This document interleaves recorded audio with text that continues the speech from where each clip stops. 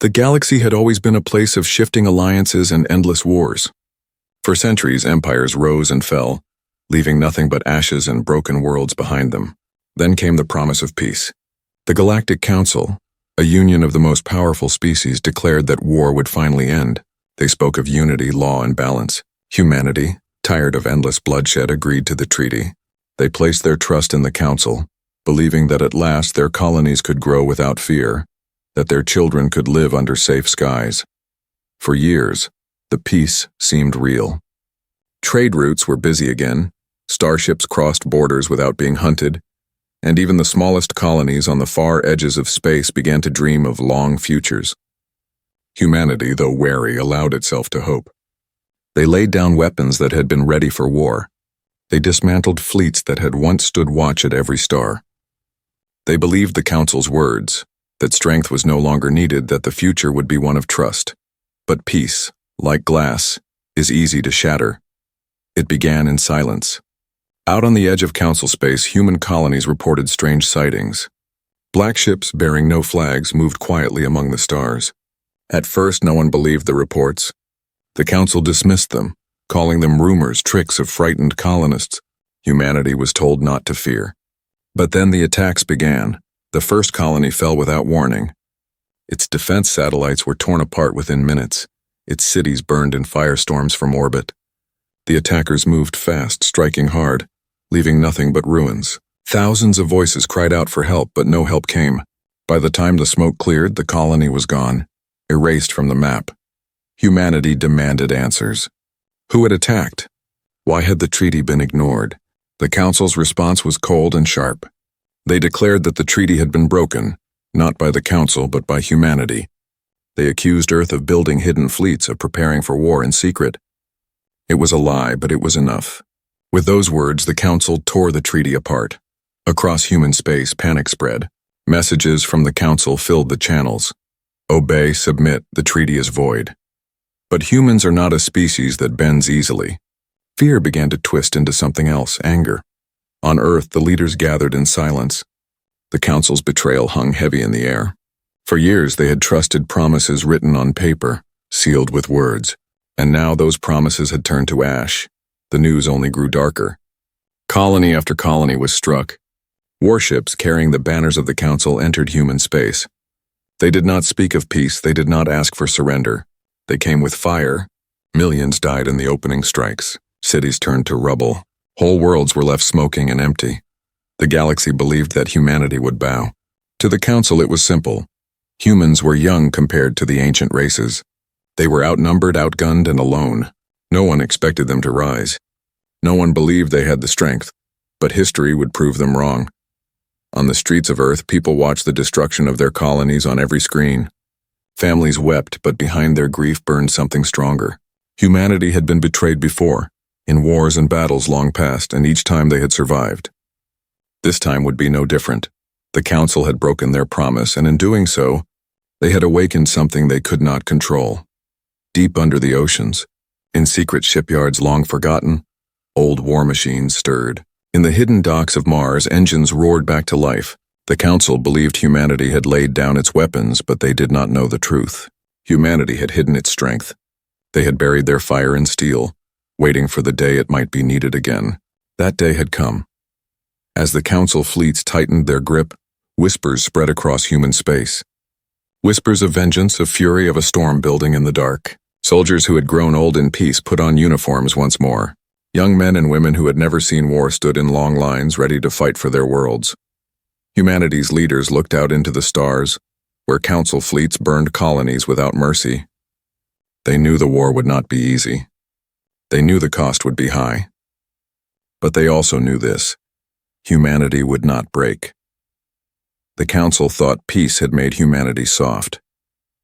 But peace had only given them time to grow, time to learn, time to become stronger. Now as the stars lit with fire, humanity's choice was clear. They would not bow. They would not kneel. They would answer betrayal with fury. The galaxy had forgotten what humanity was capable of. They were about to remember, and so the first sparks of war lit the void, sparks that would grow into storms, storms that would shape the future of every star. Humanity's voice spread across the dark, carried on waves of defiance. The treaty is broken. So be it, we rise. The council believed humanity would remain silent. They believed the flames that swept through human colonies would break their will. But silence was not what followed.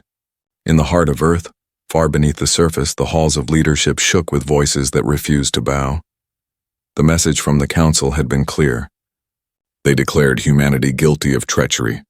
They said Earth had broken the treaty, and for that crime, the punishment would be swift and final. They promised submission would spare lives, but every human knew the truth.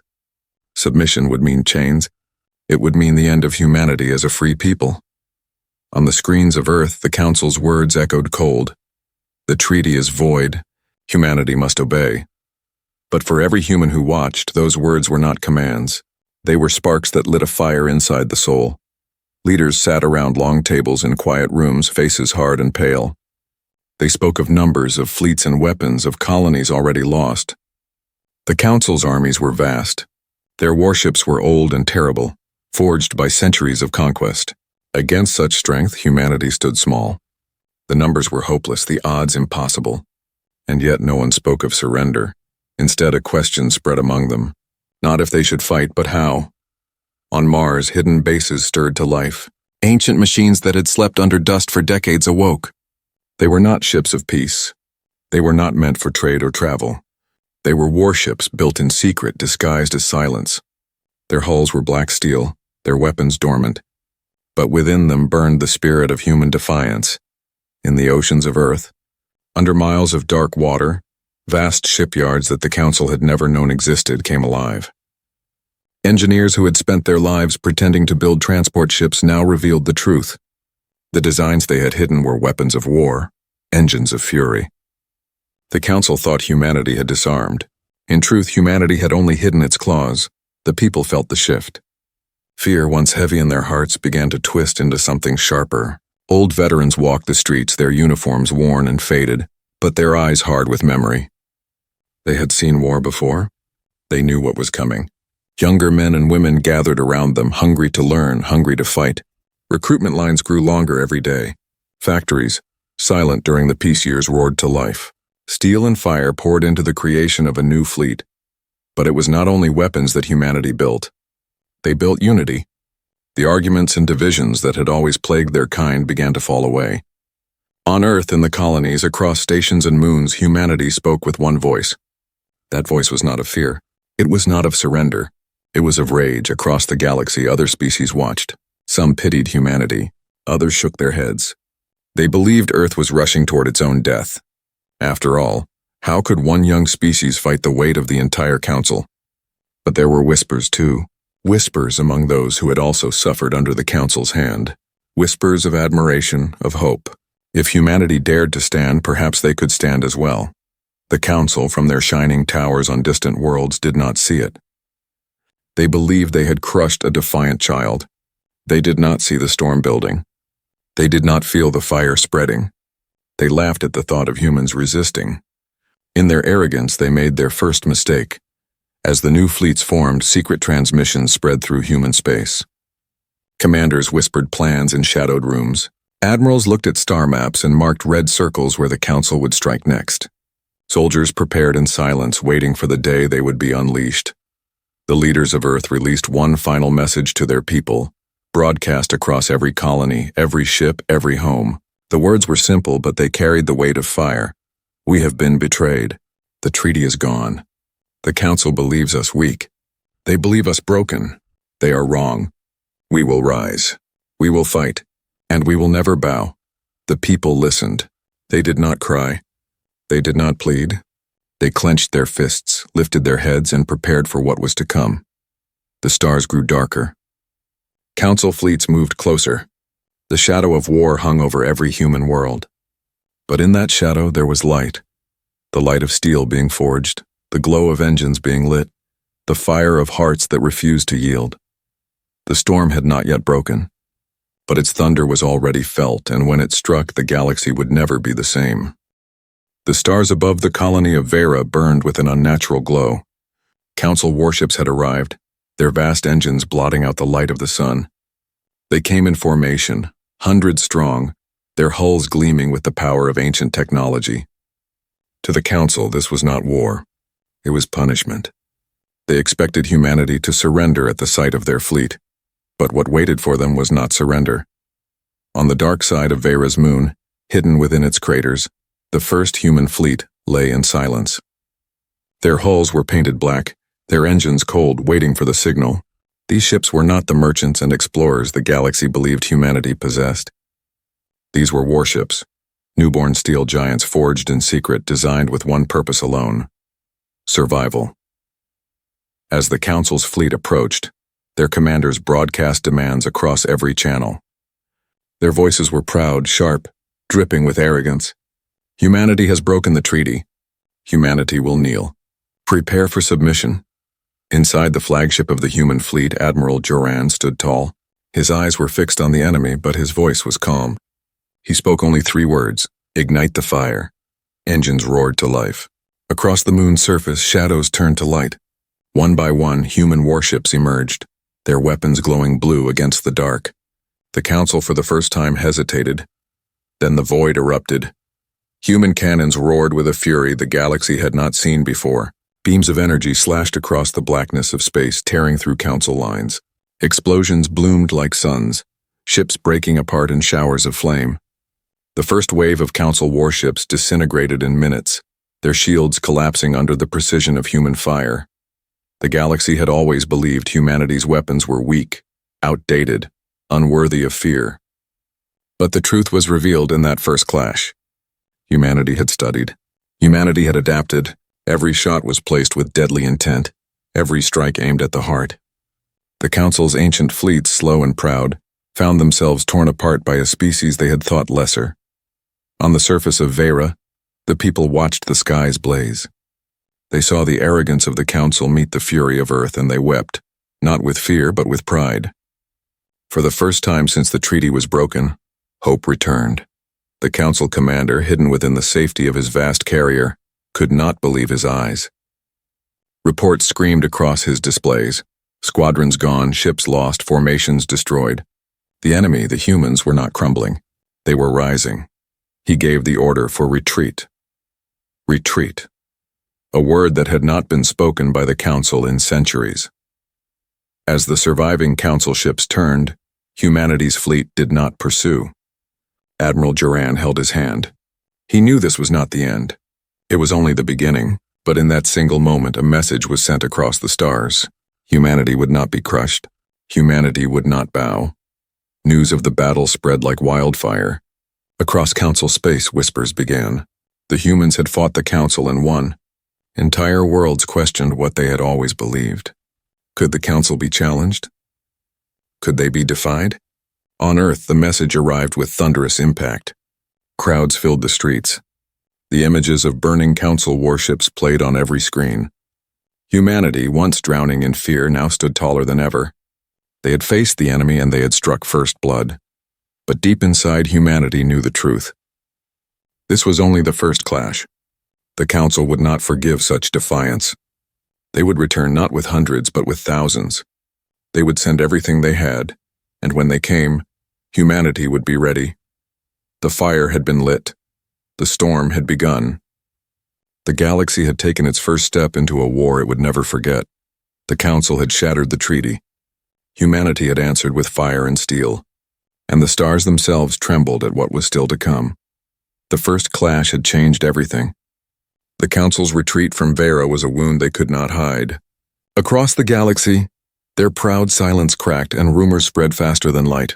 The Council, the eternal masters of order, had been forced to flee. Humanity, a species they once mocked as reckless and weak, had stood its ground and struck back. But victory brought no rest. On Earth, leaders gathered once more, their faces lit by the cold glow of star maps. Council fleets were already on the move. Entire armadas, larger than anything humanity had ever seen, poured into the void. They were coming not for a battle, but for annihilation. Humanity's brief moment of triumph would soon be tested by fire on a scale the galaxy had not known in centuries. Factories thundered without pause. Shipyards built day and night. On Mars, young soldiers trained in endless drills, their hands trembling not with fear, but with the weight of what awaited them. Every corner of human space prepared, for they knew the Council would stop at nothing. Yet something unexpected stirred beyond human borders. Other species, once silent, began to whisper. The Krell, long beaten into submission by the Council, saw the flames of defiance and felt their own hearts stir. The Lyrians, who had lost whole worlds to the Council's greed, remembered their scars, and the small, quiet races who had always hidden in the shadows began to wonder if perhaps they too could rise. At first it was only words. Messages sent in secret, quiet voices asking if humanity truly meant to stand. But slowly the words turned into actions. A Krell outpost, once loyal to the Council, sent weapons to human fleets. A Lyrian ship, scarred from old battles, offered itself to the war. Even the smallest acts carried weight, for each one was a spark. The Council saw it too. From their golden towers they watched the cracks spread through their empire. Fear twisted into rage. They could not allow humanity's defiance to grow into rebellion across the stars. Their response was swift and merciless. Entire planets that whispered of resistance were struck down. Cities were reduced to glass. Species that dared to question were silenced in blood. But for every world burned, another remembered the flames of Vera. Another remembered humanity's stand. The Council's iron grip began to weaken, not from lack of strength, but from the truth. Their rule was built on fear, and fear was breaking. The war grew wider. Battles erupted across the stars. Council fleets clashed with human ships at distant colonies near moons and in the depths of the void. The fighting was brutal, the cost unthinkable. Human soldiers fell by the thousands. Entire ships vanished into firestorms. The weight of the Council's fury pressed hard, and yet humanity did not yield. Admiral Joran led the fleet from the front, his flagship always the first to strike. His voice carried across comms, not with anger, but with calm fire. Stand together. Strike as one. Remember the fallen. His words became more than orders. They became a vow.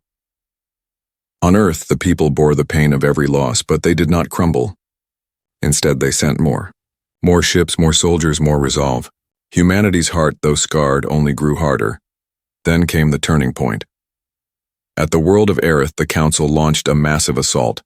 Hundreds of ships poured from hyperspace, their guns ready to erase the human fleet stationed there. The odds were hopeless. But just as the Council closed in, a fleet of Krell warships appeared from the dark. For the first time in centuries, they fought not for the Council, but against it. Their arrival turned despair into fury, and together with humanity, they broke the Council's armada apart. The galaxy trembled. The Council's enemies were no longer silent.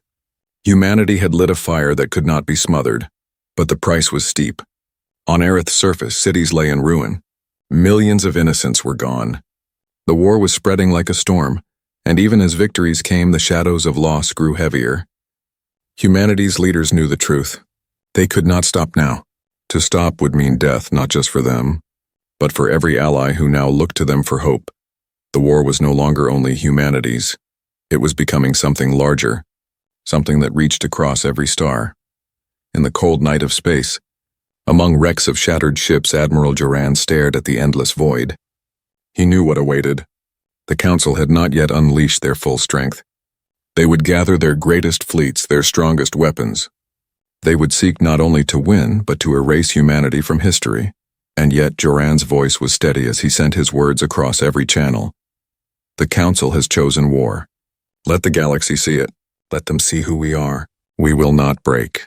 We will not bow. Fire and steel will carry us through. The stars burned with battle.